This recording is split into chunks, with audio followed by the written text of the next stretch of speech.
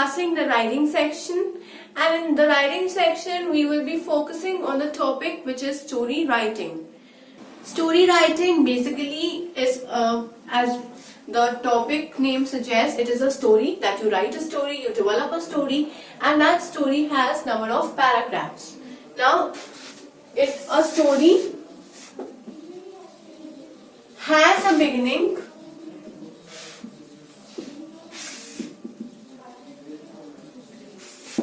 mid part,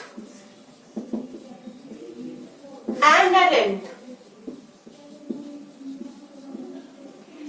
The beginning over here should be very catchy.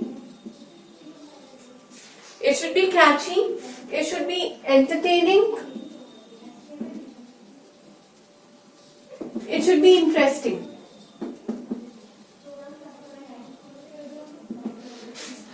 The middle part is the part where the entire story is developed, right? So it is the area for developing a story, and the end. A story becomes more interesting and a story has more meaning when you mention the proper ending. And the proper ending is always a conclusion that you have. So an end should have a conclusion over here.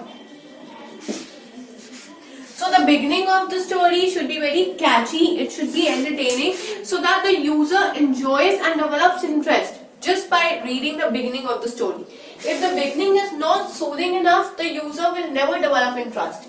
Similarly is the case in your movies. If the movie has a perfect beginning, then just from the beginning the viewer gets attracted towards the movie. But if the beginning is not that much strong and it is very dull, then half of the interest is lost. So this is a very important point. Every point is important. If your beginning is interesting and in the middle the story loses its track, again it becomes boring, and also the conclusion should be mind-blowing. You can also have a climax during an end, or unexpected ending can also be considered, provided that your story is very spicy, right? Also here make sure that yes, I told you about the beginning. While developing a story, remember that a story becomes, again I will say the same thing, I will repeat my sentences again and again, that if your grammar is strong, only then you can plot a good story. Not only the story, in the entire writing section, the examiner, the viewer, the reader will only focus on your grammar. So here, especially while writing a story, focus on, first is you have to focus on tenses. If your tenses are wrong, then and your reader or the viewer is very smart and that person is perfect in English, instead of focusing on the story, he will particularly focus on the tenses or on your grammar. And if he finds any error, then automatically the question will be raised over the writer. And if the question is being raised over the writer, the person will automatically come to know that you are not educated enough to be a novelist, right? So again, grammar is very essential. You have to focus on tenses, on the punctuations. Prepositions and connectors play a very important role. They bring glory to your story. So remember to use good prepositions and good connectors. Again, focus on your vocabulary. Again, when you use some good words in your story, then the story becomes more effective. But also it is very important to focus on your readers, to focus on the target audience. If your audience, you feel that the story that you are writing is for LKG, for the toddlers, then you cannot make use of heavy words or the fancy words, because the toddlers will only understand simple English.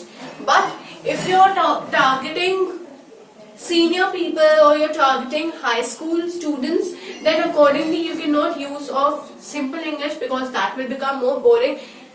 How will the students learn more? So in that case you have to use good vocabulary, you have to show your vocabulary skills according to the target audience. So depending upon the audience, you have to make sure that you use the vocabulary accordingly. So these are the points that you need to focus. Again, the beginning should be quite entertaining. I told you it should be catchy. The middle part should develop the story and the ending should be the conclusion part. Now, one important point that we should remember while writing a story is to organize your ideas. So we should always organize our ideas before beginning with a story, which means that if I decide to write a story on one particular topic, then I should also make notes or I should make points that what all has to be included while writing a story. Now I told that the story has three parts: an introduction, then there will be a mid part, and then the conclusion. Now we should keep in mind that how do I need to start with the introduction, then what all will be included in the middle of the story, and how I have to conclude or end the story. That part, it should not be like I start writing the story, I come to my middle part and then I realize that, oh, the beginning of the story should be more interesting. I could have added one more point like that. So you should first brainstorm your mind, write all the points beforehand, so that looking at those points we can make a story or we can cook a story which is very interesting and which is very catchy and the reader finds that story very interesting. So basically what I'm trying to say over here is that a blueprint should be made beforehand so that we do not get confused while writing the story. Also, the second point is that do not mix the content. This first is the blueprint and second is that do not mix the content. Mixing the content means that there should be solely one story that you are writing. It should not be like there are two different characters or there are two different stories which are building up in one story. What I am trying to say is that there should be a tuning in the story, right? There should not be a gap. Like if I am talking about one topic and suppose that topic is a mystery. That topic is a mystery. I am talking about mystery and now whatever lines that I will be writing regarding mystery should be specifically on this topic. And if I am switching to some other topic, then again there should be a connection between mystery and the other topic that I am now putting in the story.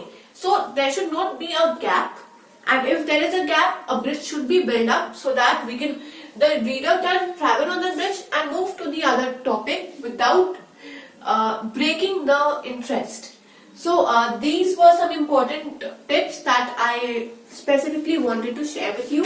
That first of all, the ideas should be organized, and second of all, there should be no mixing in the content. If you're writing a story on a particular topic, make sure that you stick to the topic. Even the characters should have relation to one another. It is not like one character is having one story and the other character is having some different story and both the stories are not relevant to each other. That should not happen.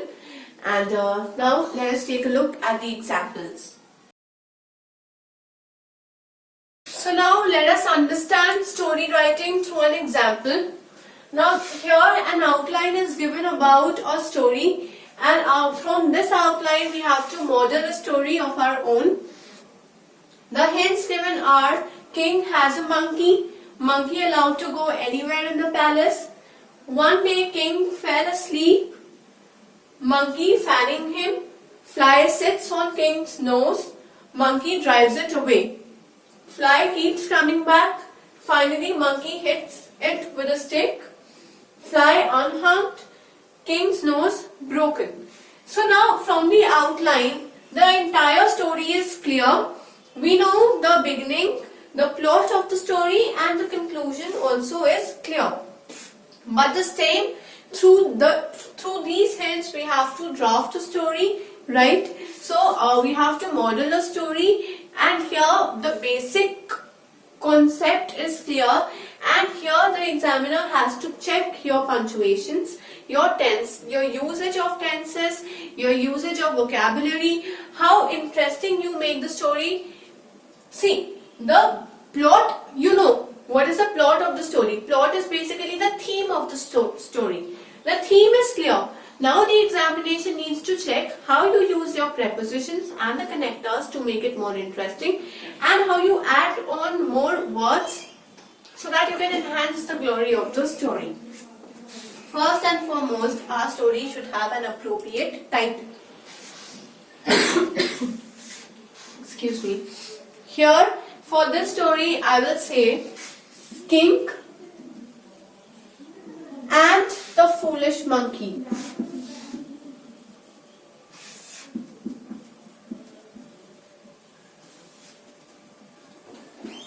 Why am I considering my monkey to be foolish? Why? Because from the last line, king unharmed, king's nose broken. Now the monkey was foolish enough to hit the king with the stick, right? Even if he had not intentionally hit the king, but still the act was very foolish. So now I am considering my monkey to be very foolish, right? Most of the stories begin with once upon a time or once there lived, so whoever lived. So again I will start my story with once upon a time, or we can also say long before, right, or long ago. I say once upon a time there lived a king in a huge palace,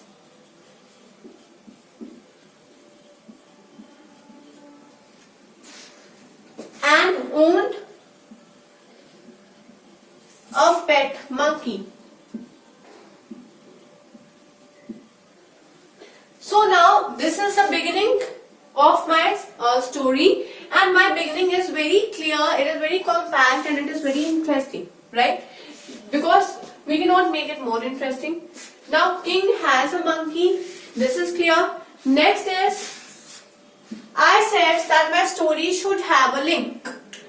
Link is, I am ending with monkey. I will not talk about the king now, I will just talk about the monkey. Why? Because specifically I have mentioned monkey. If I was supposed to talk about king's physique, then the monkey will be the next part. Once there lived a king in the palace, and then I would further continue with the king. But now since I am mentioning monkey, I will continue with monkey. I will say the monkey was allowed to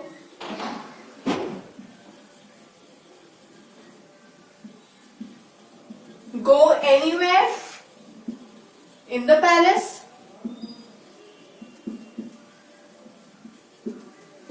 Now this is the beginning of my sentence story, and now till here I have made one paragraph. Why? Now I'm switching to a new paragraph because now my story is getting a new twist that one day king fell asleep. Now this is a twist in the story. Whenever there comes a twist, I will leave a line.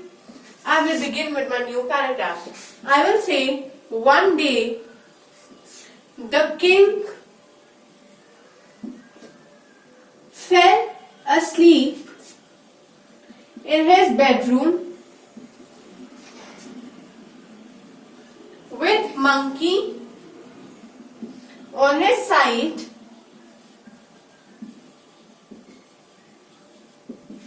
who was fanning him so that the king could sleep comfortably. So one day king fall asleep, monkey fanning him. Now fly sits on king's nose. Now similarly connecting these, I can make the story like, and the fly a fly came from the window and sat on the king's nose. So this is clear. Fly came and sat on the king's nose. The monkey drew away the fly so that the king does not get disturbed, right? So I said the monkey drew away the fly, but the fly kept on coming and sitting on the king's nose, due to which now the monkey had no clue how to get rid of the fly. Because the monkey was not intelligent enough, he took a stick, or I say he grabbed a stick, because took a stick and grabbing a stick. Now see, there's a change in vocabulary. My sentence becomes more polished. So he grabbed a stick and put an aim on the king's nose and hit the king's nose, thinking that the fly would die. But the fly was very clever and it flew away. But the king's nose was now broken because of monkey's foolish act. So this is how I can end my story, putting all the points together, making correct use of prepositions, correct use of connectors, and maybe using little more advanced words. So this was one of the example. The same example is provided in the content section. When you visit the content section and tap on story writing, the same question is provided along with the solution. So you can take a look over there and read the entire story in order to get the idea of how you can model the story out of the hints that are provided. So till then, keep learning and keep practicing.